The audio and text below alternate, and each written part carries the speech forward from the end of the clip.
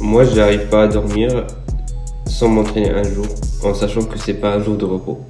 J'ai fait mes projets pro et j'ai visé ma vie avec ce sport, tu vois. Du coup, moi, je me vois pas sans le street.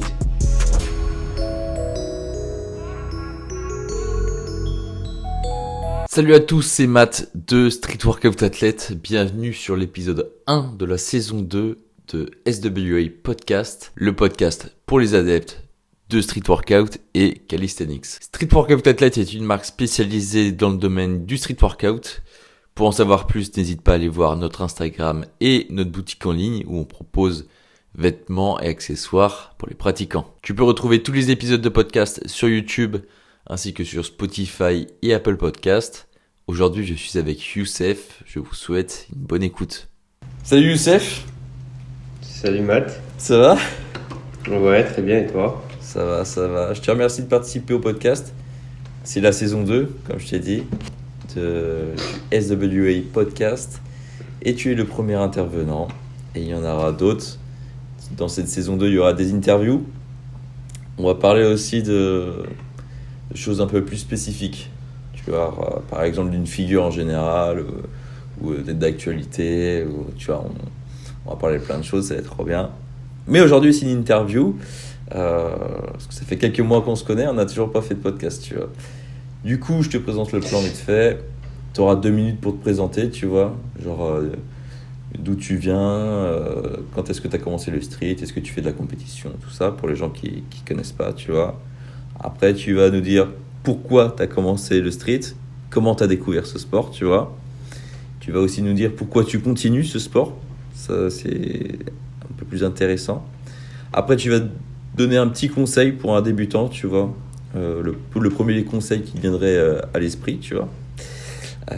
Ensuite, on va parler de tes inspirations. Qu'est-ce qui te motive au quotidien, etc., tu vois. Et pour finir, les objectifs, l'actu et tout, tu vois. Ok ? Ok. Ça marche ? Bah vas-y. 2 minutes pour te présenter. Vas-y, on commence déjà par la présentation. Après, tu me diras, truc par truc. Ça marche, t'inquiète. Il y a plein de trucs là. Du coup, je m'appelle Youssef Moreau. Je suis un athlète marocain, nationalité. Je suis né au Maroc. J'ai commencé le street workout en octobre 2014, fin 2014. J'ai commencé déjà le street. Avant de commencer le street, je voulais juste avoir un beau physique, tu vois. Ok, je faisais des musculation poids de corps. Ouais, je faisais des sit and reps, je peux le dire comme des calisthenics. Juste des pull-ups, des dips, des squats aussi. On travaille tout. Et il y avait un moment, j'ai trouvé des gens qui font des figures comme le drapeau, comme le dragon flag, tu vois, genre les belles figures que n'importe quelle personne elle voudrait faire. Je voulais faire aussi pareil. Et petit à petit, j'ai découvert le street et je me suis lancé dessus. Je me trouve dans le street sans savoir, tu vois. Tu commences à faire figure après l'autre jusqu'à ce que je suis arrivé à muscle up, back lever. Bon, bref. Et après 3 ans, d'entraînement, je me suis développé un peu au niveau force surtout. Parce que il y a des gens qui peut-être qui sachent pas ça, mais moi je suis de base un mec qui fait des statiques, tu vois. Depuis que j'ai commencé, j'aimais que faire de la force et pas de l'agilité. Et je faisais pas mal de compétitions au Maroc. Au début, je participais à n'importe quelle compétition. La première participation, c'était en 2015. Ah oui, t'as commencé super tôt aussi, toi. Ouais. Dès que je vois une battle ou une compétition, je participe. Je participe direct, je te jure. J'avais straddle planche, on peut dire que j'avais front lever 3 secondes, mais pas vraiment ouf. Et back lever, une 3-6. T'avais les premières bases, quoi. Ouais, c'est ça. Ok. Et les gens qui participaient, ils avaient des maltaises et tout ça. Ah ouais, déjà, d'accord, ok. Ouais. Mais justement, on va rentrer un peu plus dans le sujet là, parce que justement, tu vas nous dire comment tu as découvert ce sport-là, du coup. Vas-y. Tu nous as dit de base pour avoir un physique, etc. Mais tu vas nous en parler plus en détail. Et qu'est-ce qui t'a fait commencer ce sport-là? Pourquoi tu t'es dit, putain, les figures et tout, c'est trop stylé, enfin j'en sais rien. Dis-nous un peu tout ça, quoi. Bah écoute, alors comment ça s'est passé? J'ai regardé des vidéos sur YouTube. Ouais. Il y avait des gens qui font de la muscu en vrai. Je pense qu'ils font de la muscu. Et en même temps, ils pouvaient faire des drapeaux et tout ça. Moi, je me suis dit, je vais commencer à faire, enfin pas de la muscu, mais vu que c'était gratos d'aller au parc et faire voilà, des tractions et tout ça, Ouais. j'ai commencé avec un pote. On commençait à faire 2 séances par semaine, full body workout. On entraînait tout le corps 2 semaines par semaine. Et après 1 ou 2 mois, on a commencé à voir des gens dans notre ville qui font le drapeau, qui font le dragon flag et tout. Bah, moi aussi, je m'intéressais. Du coup, j'ai demandé quelques astuces et tout ça. Malheureusement, elle nous disait non, on peut pas vous apprendre, c'est un truc un peu difficile pour vous, tu vois, genre, Si, ils se prenaient pour des gros, tu vois, genre. Et après, moi, j'étais un peu d'été pour l'avoir, pour leur montrer, tu vois, surtout pour leur montrer que bah, je peux, t'inquiète, enfin, j'ai pas besoin de toi.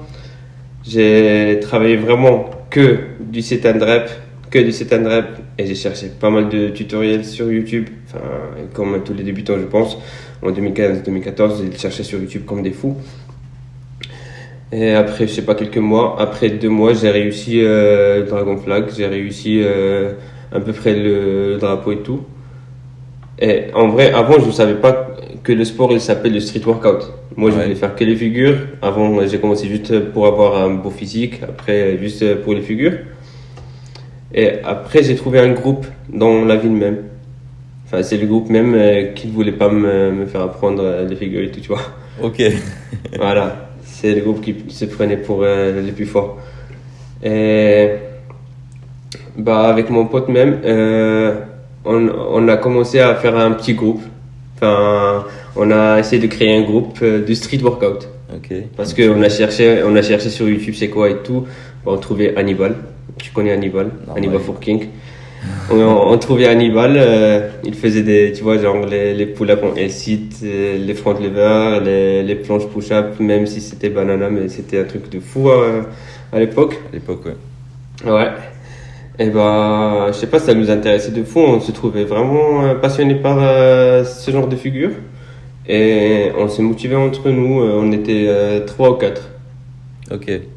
Même si on n'était pas fort, mais on s'est motivés pour avoir le muscle-up, le premier muscle-up. Moi, j'étais le dernier d'avoir le premier muscle-up. Mes potes, ils l'ont eu dans 1-2 mois. Moi, je l'ai eu dans 3 mois, je pense. Après, je me suis développé vite. Parce que, je sais pas, je pense que j'étais plus d'été qu'eux, ou bien j'étais plus passionné. Voilà, enfin, c'est comme ça que moi j'ai commencé le street. Ok. Et pour commencer, du coup, il n'y avait pas dans l'idée de faire des planches, des trucs comme ça, quoi. Non. C'était vraiment comme ça. Beau physique. Mhm. J'ai commencé par le drapeau, par le dragon flag. Après, Le le muscle up, en vrai, c'est après qu'on a cherché. Après qu'on a cherché sur YouTube et tout, bah, on trouvait le muscle up et tout. On voyait des gens qui le font dans les parcs, mais on savait pas qu'est-ce qu'ils font. Genre, on disait qu'ils sautaient sur les barres et tout. Ouais. On savait pas ce que c'est, tu vois. Ouais. Mais c'est après faire des recherches sur YouTube, après voir Hannibal et tout, bah, c'est là où on a connu un peu le street, c'est quoi et tout, tu vois, la base. Ok, bah, c'est marrant parce que genre les athlètes comme toi qui en font depuis tu vois genre plus de 5-6 ans voire 7 ans, Ouais. de base ils pensaient pas faire du street, tu vois. C'est Bah, ouf, genre vraiment ils se sont dit je fais de la musculation au poids de corps ou alors juste je fais que le drapeau ou que du muscle up. Et après ils cherchent un peu, ils disent putain il y a un vrai sport, c'est ouf. Et après tu commences à voir différentes figures. Et puis bah, même encore aujourd'hui, il y a des nouvelles figures qui arrivent. Donc C'est ça. Hein. c'est un peu ça qui nous maintient dans le street. Tu vois, c'est qu'en fait, de base, on aime. Enfin, moi j'étais là pour ça parce que j'ai découvert le street workout. Mais je sais qu'il y en a beaucoup. Il y en a beaucoup qui me disent ça, là. Que, en fait, ils n'étaient pas là pour ça de base. Et ils sont tombés amoureux de ce sport quand même, quoi. Ouais, parce que je pense pas que n'importe quelle personne va commencer directement par les planches ou à part s'ils avaient déjà une base, je sais pas, de breakdance, de cirque, Ouais. de gym, tu vois. Là, ils ont déjà une base. Mais si tu commences, moi, j'ai commencé avec 2-3 chin-up en prona, traction Ouais. en prona. Je pouvais pas faire une pull-up. Ah ouais, d'accord. 2014, octobre 2014, quand j'ai commencé, une pull-up, je pouvais pas. Je te jure. Bah, c'est pour ça que ça m'a pris 3 mois pour apprendre le muscle up. Le muscle up, je l'ai eu, mon premier muscle up en 2015 février, je pense. Ah ouais? Ouais, premier muscle up 2015 février. Back lever, Félicitations. c'est. Ouais, merci. Et back lever, c'est juste après, c'était banana, mais écoute, j'étais trop content. Ah ouais, mais à l'époque, il y avait moins de soucis de forme. Ouais. Non, mais quand je dis banana, c'était super banana, mon premier back lever. Il y avait que ma tête qui était dans la ligne. Mais écoute, justement, tu vas nous dire maintenant pourquoi tu continues. Qu'est-ce qui te fait continuer ce sport? Est-ce que justement c'est des trucs de. Il y a tout le temps des nouvelles choses. Bah, c'est vrai que dans le street, il y a tout le temps des nouvelles choses, c'est trop bien. Les compétitions, est-ce que c'est. Dis-nous un peu, qu'est-ce qui t'a fait continuer? Alors déjà, je vais commencer par le fait que c'est un peu bizarre. Je sais pas si les autres skateurs aussi ça lui arrive, mais moi, j'arrive pas à dormir sans m'entraîner un jour, en sachant que c'est pas un jour de repos. Genre, j'arrive pas à dormir. Je vois exactement. Je te jure, j'arrive pas à dormir. Je vois exactement ce que tu dis. Et je vais pas avoir le mood. Je te jure, enfin, par exemple, si j'ai pas un bon humeur, je m'entraîne, je suis bien. C'est un peu comme la cigarette, tu vois, genre, c'est une addiction, mais en même temps, c'est une passion aussi parce que je me vois pas sans le street. Enfin, je me vois pas vivre sans faire du street. Ouais, c'est. Parce que c'est Ouais, c'est une pas, addiction. c'est pas pareil que la cigarette ou n'importe quelle addiction parce que Ouais, parce que c'est pas néfaste. normalement les gens ils veulent arrêter cette addiction, tu vois. Ouais. Bah moi non parce que je sais pas, ça serait bizarre, je sais pas. Et déjà c'est un truc où je donne vraiment tout et où j'ai eu vraiment des bons résultats, tu vois. Du coup, je trouve que bah, c'est une passion où j'ai vraiment quelque chose à faire. J'ai vraiment quoi dire dans le street, tu vois. Et je comprends tout à fait ce que tu dis. Déjà, on est plusieurs à dire ça, justement. Et petite anecdote vite fait, 30 secondes. Ouais, dis-moi. Hier, c'était mon jour front lever, tu vois, mon gros jour front lever, il fallait que je m'entraîne, tu vois.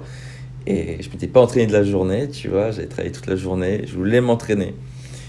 Et bon, je me suis échauffé un peu trop rapidement. Et genre, j'ai dû me faire une contracture, je sais pas quoi, au dorsaux, tu vois, en faisant des victorianes.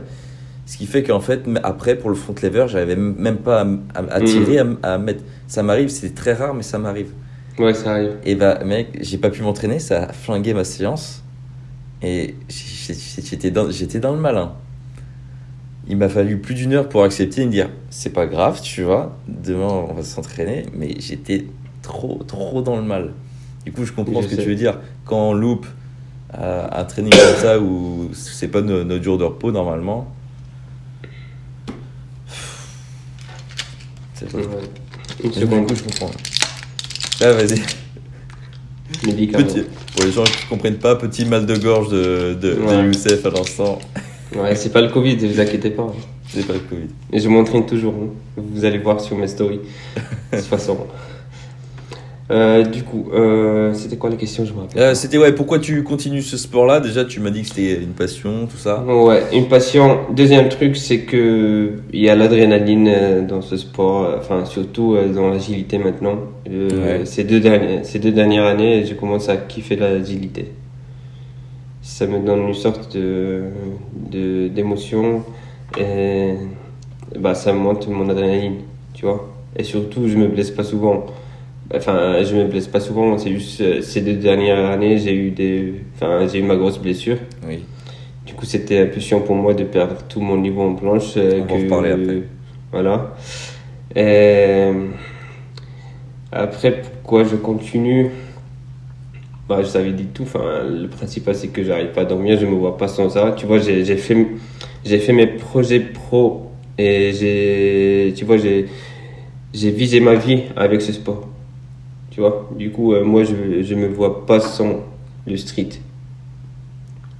tout simplement. Je te comprends parce que je suis dans le même cas que toi en ce moment.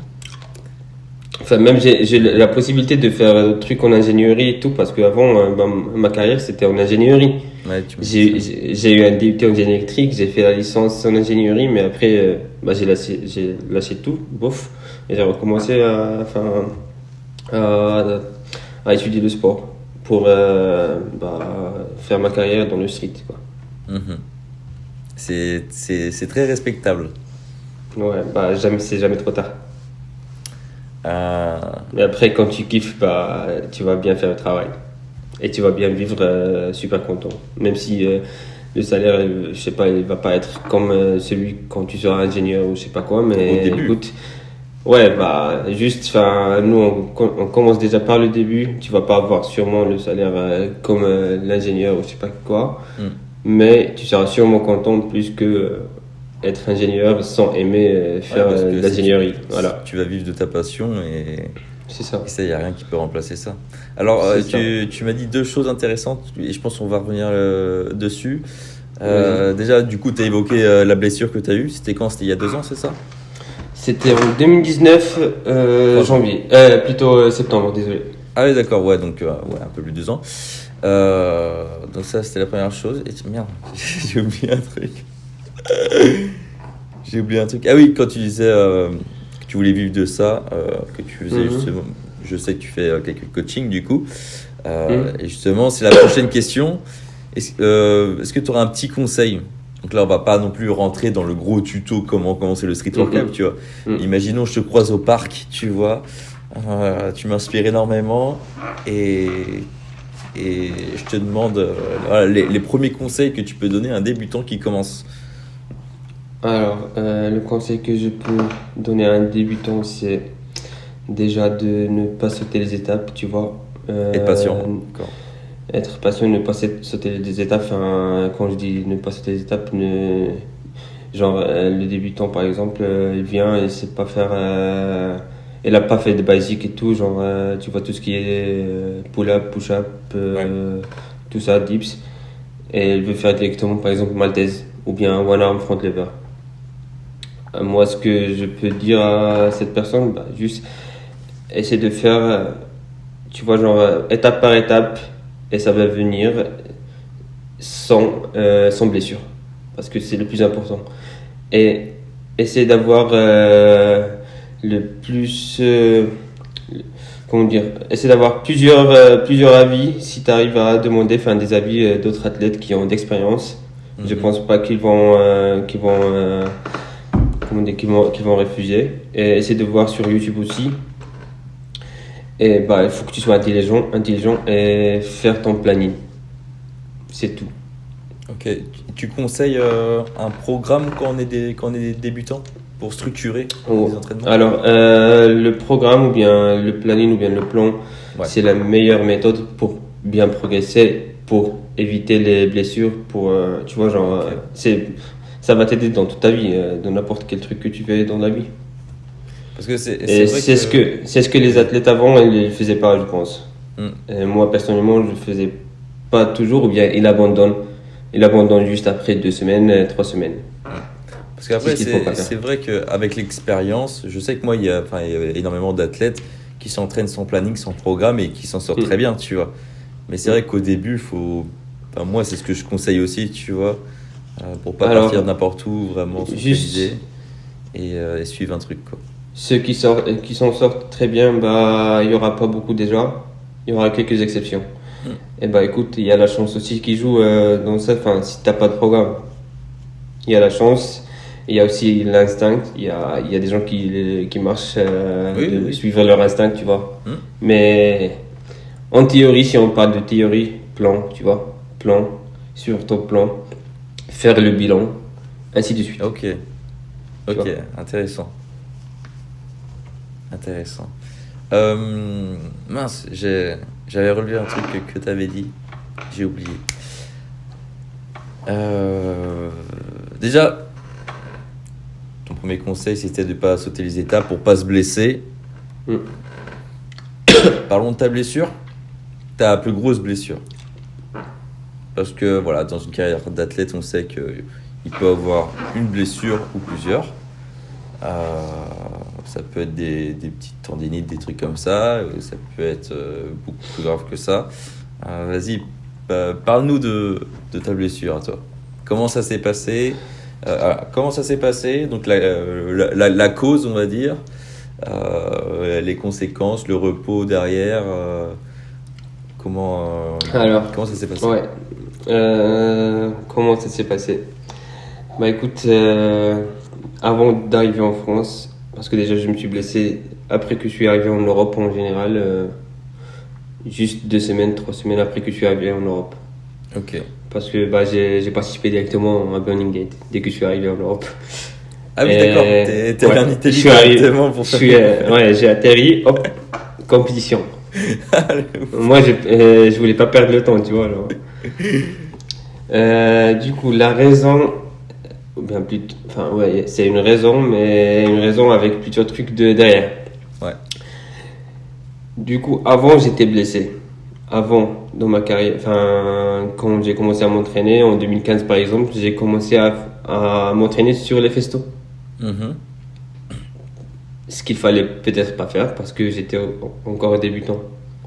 Et aussi, j'esquivais l'échauffement et tout ça, pas un truc intéressant et nécessaire à faire avant de faire surtout les festos qui est connu comme, tu vois, genre la blessure. C'est une blessure les festos, quoi. Après, aussi avec le One in Front, j'ai eu une blessure avec les festos en 2015-2016. Je l'ai arrêté pendant 3 ans. Le One in Front Lever aussi, je l'ai arrêté en 2016. Bah, jusqu'en 2020. C'est juste en 2020 où je l'ai retravaillé après avoir fait de la kiné. Mais bon, on parlera après. Du coup, mon épaule, elle était déjà endommagée. Tu vois, il y avait plusieurs blessures qui étaient pas bien soignées, quoi. Mm-hmm. Et bah, écoute, mon épaule, il a eu blessure après blessure après blessure. Plusieurs blessures. Il est arrivé à Burning Gate. Bah, c'était pas le bon moment, où il fallait craquer. Normalement, il allait craquer même en entraînement normal ou bien juste en prenant un truc lourd, tu vois. Et bah, j'ai fait la full ma thèse et c'était le point qui a fait tomber toutes les blessures et qui a fait craquer mon épaule. Ok. Du coup, c'est la raison. C'est le mec qui filmait en Majorque, je pense, il l'a. Ok. Il l'a sur YouTube si jamais. Ah oui, ok. Non, parce que c'est pour savoir si, pire, j'allais la mettre. Oui, mais lui, il a une bonne qualité, je pense. Ok, bon, après. Je vais voir si je vais la mettre, mais sinon allez voir sur YouTube. C'était Burning. Et c'était quelle année? Burning Gate 2019. 2019, ok. Ouais. Du coup, la raison, c'est juste avoir plusieurs blessures pas soignées. Mm-hmm. Et c'est ce qu'il faut pas faire. C'est ce que je dis en ce moment pour les athlètes. Si vous avez une blessure, essayez de voir ce que vous avez et la soigner plus rapidement ou bien éviter tout ce qui vous fait mal. Mais si vous pouvez soigner votre blessure, ça sera parfait. C'est intéressant ce que tu dis parce que tu as dit juste avant, tu as commencé à t'entraîner pour les festos en 2015, c'est ça? Pourtant, en 2015, je viens d'avoir mon master. C'est ça, et le One in Front Lever en 2016. Ouais. C'est-à-dire que quelques mois ou quelques années après, tu attaques déjà ça. Et c'est pour ça que maintenant, tu conseilles d'y aller étape par étape parce que sinon, tu accumules les blessures. Et il peut arriver ce qui est arrivé. Voilà. Chez nous, il y a un exemple qu'on nous dit chez nous souvent. Ils te disent demande à celui qui a de l'expérience plutôt que le médecin, tu vois. Ok. Nous, on dit ça souvent en arabe et c'est vrai. Écoute, moi, je peux te dire que après toutes mes expériences, après toutes mes blessures, j'ai vu et j'ai constaté qu'il ne faut pas sauter les étapes, qu'il faut aller doucement, qu'il faut faire l'échauffement, tu vois. Alors, comment tu as... Attends, déjà, c'était quoi cette grosse blessure du coup? C'était une rupture tendon totale. D'accord. Donc, celui qui Ouais. est... Ouais, celui qui lie le biceps, enfin, c'est le long. Très bien. Du coup, combien de temps de repos? J'imagine qu'il y a du repos là, forcément, parce que Ah du oui, coup, oui, c'est oui, oui. brisé, donc il n'y a pas le choix. Combien Oui. de temps de repos?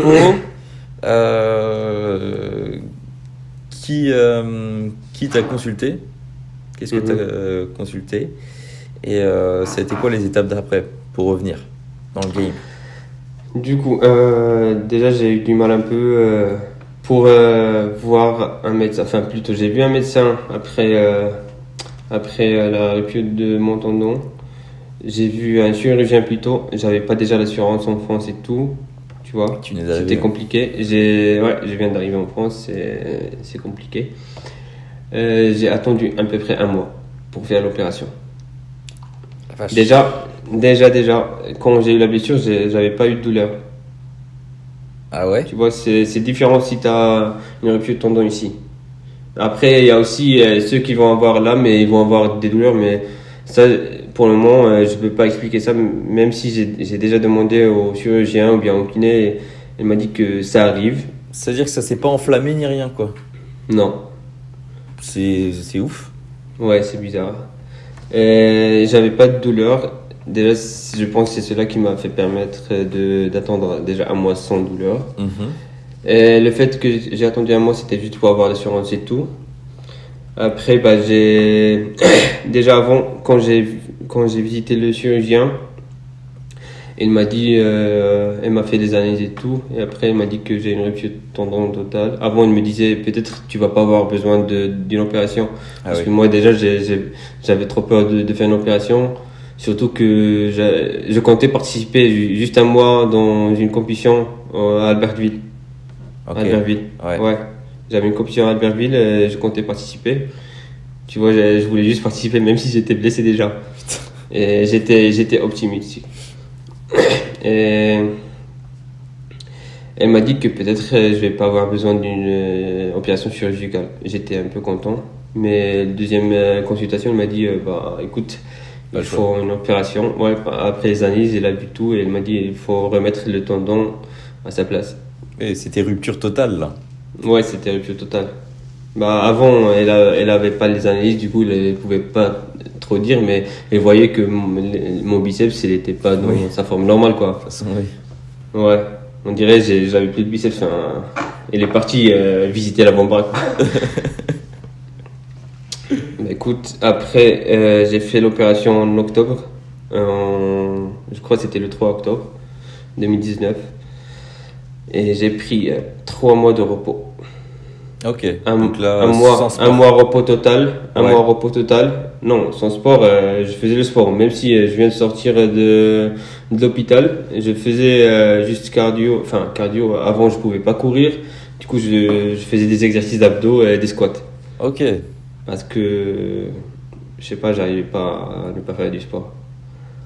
Du coup, je voulais pas déjà perdre le gainage, la ceinture abdominale et tout. Je voulais pas me perdre ma force dans la ceinture abdominale. Ok. Je travaillais un peu les abdos, un peu du squat. Et un mois après l'opération, j'ai enlevé l'emplâtre et tout. Et j'ai commencé à faire du kiné pour mon épaule. En fin décembre, j'ai commencé à faire des pompes. Fin décembre 2019, j'ai commencé à faire une pompe sur les genoux. J'étais super content. Du coup, les 2 dernières semaines de l'année, de 2019, j'ai un peu progressé, on va dire. Et j'ai pu... j'ai travaillé sur le basique, quoi. Encore une fois, vu que j'ai fait une grosse chute, j'ai retravaillé le basique. Les tractions, les pompes, les dips aussi. Et en début de 2020, je sais pas c'était quelle semaine, mais début 2020, en janvier, j'ai repris ma première straddle planche. J'ai repris le front lever, j'ai repris le back lever, muscle up, j'étais trop content. Parce que j'ai passé un truc que j'ai déjà pas dit, j'ai passé les 3 mois de récupération, bien de renfort, c'était de la merde pour moi parce que j'étais un peu déprimé, quoi. Ouais, je comprends. Mais je trouve ça ouf quand même parce que si tu te rappelles bien de la compétition à Cannes en intérieur, là où on s'est vu, mais tu te rappelais plus, c'était en mars 2020. Ouais, bah c'est ça. Et c'est ça qui est ouf. Attends, t'étais allé en finale ou Ouais, j'étais au final avec Ali. Ali, voilà. Ouais, contre Ali. C'est ouf parce que moi je connaissais pas ton histoire à l'époque. Je savais que tu sortais de blessure, mais je connaissais pas les. Bah, quand je participais, c'était même pas 50% de mon niveau. Hein. Mais c'est ouf, tu sais, t'as quand même eu le cran de dire vas-y, je vais quand même en compète. Je vais quand même en compète et enfin, je trouve ça ouf, tu vois. Quelques mois après quand même. Juste avant, il y avait une compète en fin février, je sais pas, le 29 février. La compète Pull and Dip à Paris. 2 contre 2. Pull and push. Ouais, Pull and Push. Oui, on s'est vu en plus là-bas. Oui, t'étais avec. Ouais, bah j'ai participé avec Dylan. Avec Dylan, c'est vrai.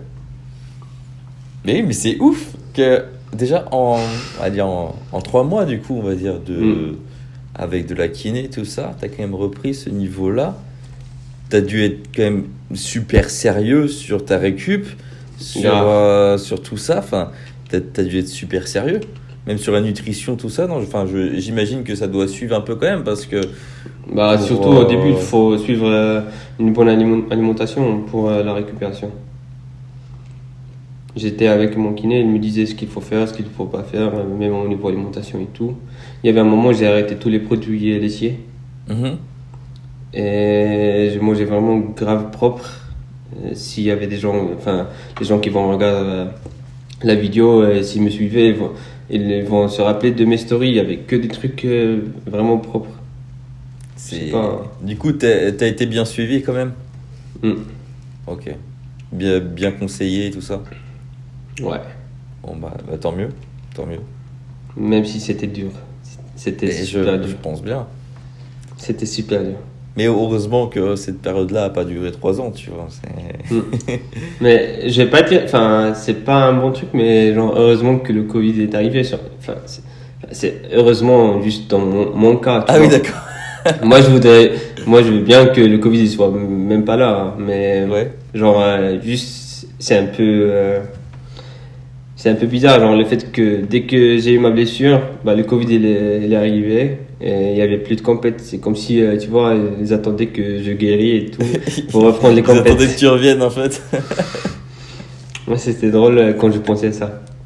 Mais non, moi j'espère que le Covid il disparaît. Eh bien écoute, belle histoire quand même. Je pense que ça va en inspirer plus d'un, tu vois. On a tendance après des blessures à se démotiver, à se dire c'est fini. Et il y a même des médecins qui pourront nous dire aussi c'est terminé alors que c'est jamais fini, tu vois.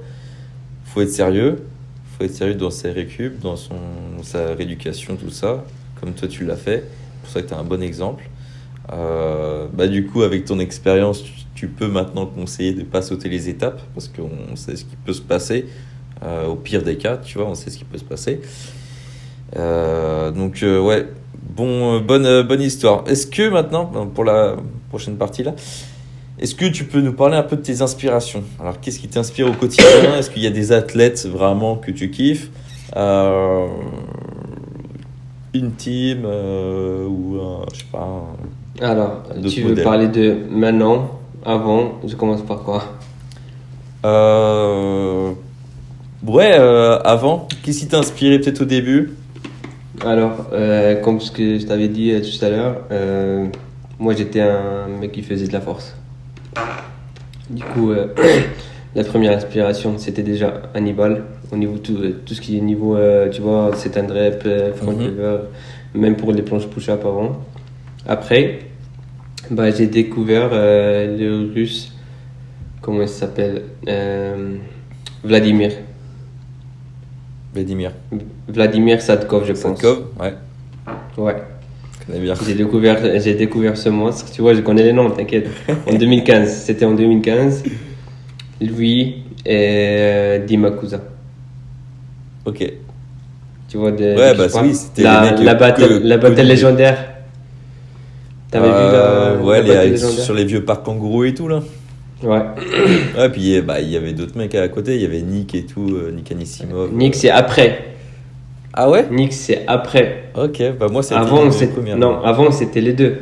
Ok. Nick, je pense qu'il avait pas le niveau des deux avant. Ouais. Et après, bah, il y avait aussi Stanbeck, Bekzotbek, si tu connais. C'est un russe aussi, je pense. Enfin, il a un visage asiatique, je pense. Ok, bah, je me rappelle plus. Il a un monstre en maltaise surtout. Il y a aussi bah, Nick, N1K. Moi, je l'appelais comme ça, N1K. Ok.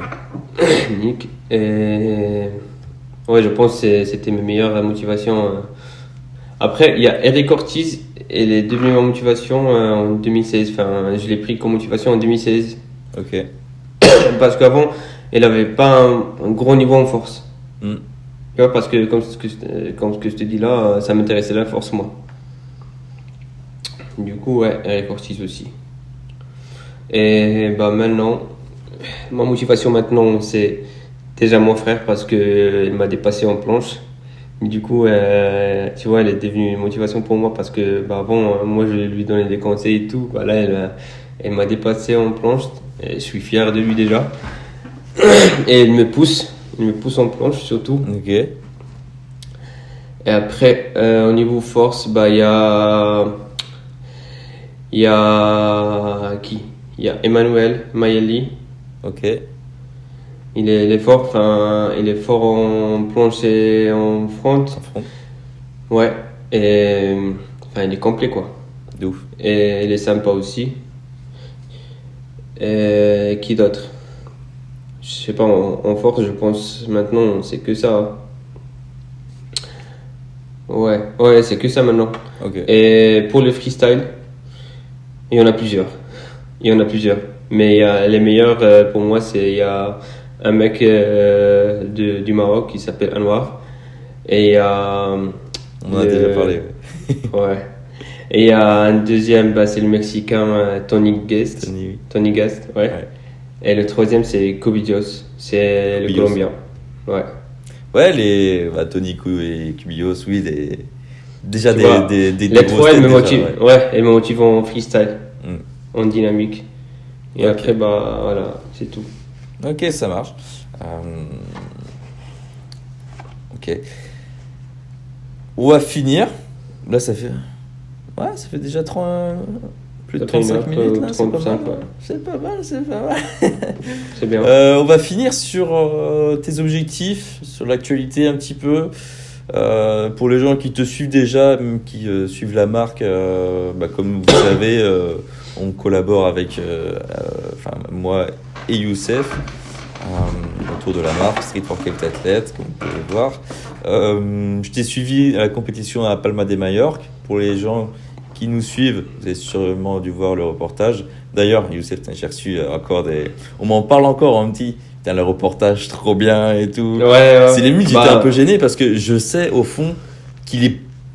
je veux dire, techniquement, genre vraiment, techniquement, il est pas ouf parce que je suis pas Ouais, un pro mais de la caméra mec- et tout, le son... Mais l'histoire derrière, elle est bien, tu vois. Ouais, et encore, j'ai pas tout filmé, tu vois, ça a été un peu rapide tout ça, mais vu que c'est nouveau, les gens ont kiffé, j'ai eu des bons retours, Mm. et ouais, je suis trop content. Moi. Bah attends, tu vas voir les retours quand je vais faire la traduction en arabe. Et je vais Ah mettre bah oui, après- t'as commencé. Ouais, t'inquiète. Et du taf, t'as vu, c'est long les traductions. Hein. Bah je sais, bah écoute, je sais pas, 26 minutes. C'est long, hein. Mais C'est- oui, ça va ramener encore plein de monde. Mm. Parce que toi, t'es Bah faut Faut- partager. Au Maroc, t'es l'athlète. Ouais, et les gens que je connaisse, enfin les Marocains, les athlètes marocains, ils vont bien aimer ce genre d'histoire. Ok. Et je pense que ça va les inspirant. pousser. Ça va les pousser, ouais. Donc du coup, on parlait de l'actualité. Donc il y a eu ça, il y a eu la compétition à Palma. Du coup, c'est quoi les objectifs? Est-ce qu'il y a des objectifs de compétition bientôt? Qu'est-ce qui va se passer en 2022?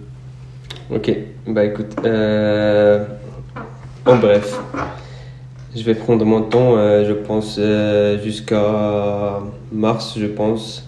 Ok. pour récupérer. Tu vois, ça c'est période de récupération au niveau santé, blessure et au niveau, au niveau performance. Mhm.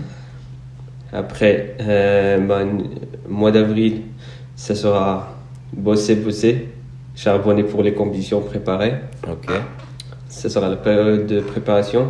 Préparé pour l'été, ouais. Exactement. Et après, en mai, je pense fin mai ou bien en juin, il y aura la première compétition. Et je pense que ça sera en Pologne, à Pologne. Je ne me rappelle pas comment ça s'appelle, mais En Pologne. ouais. Tu vois, il y avait le champion du monde actuel qui avait gagné la dernière compétition à Pologne. Je ne me rappelle pas comment ça s'appelle la compétition, mais c'est un truc comme Highland Cup, un truc comme ça. Sur la plage, là? Ah non, bah non. Je me rappelle même pas. Je me rappelle pas en vrai. Mais je vais t'envoyer après. Ouais, C'est vas-y. une compétition en Pologne. Après, Ok. il y aura sûrement pour l'année prochaine, Dubaï pour le Battle of the Bars. Ah ouais, ça va revenir, ça? Ah ouais, l'année prochaine sûrement. Yes! Et déjà cette année, il y aura aussi peut-être la swap. C'est pas encore confirmé, Ouais. mais peut-être. C'est ouf, ouais. Et il y a d'autres compétitions en vrai qui vont arriver en été, mais pour le moment, c'est mieux de garder tout pas annoncé vu que c'est pas sûr, tu vois. Du coup, mais il y Ça, a pas mal ça de qui compétitions arrive. qui arrivent.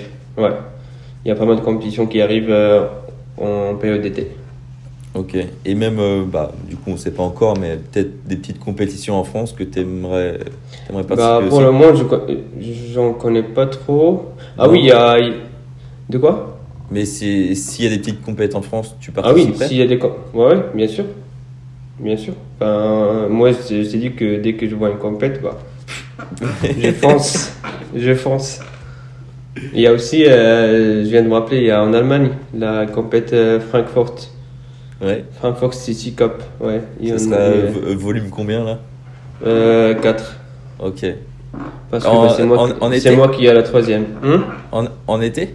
Non, je pense que ça sera en septembre comme, cette année Ah passée. oui, mais je crois qu'il y en avait 2 par an.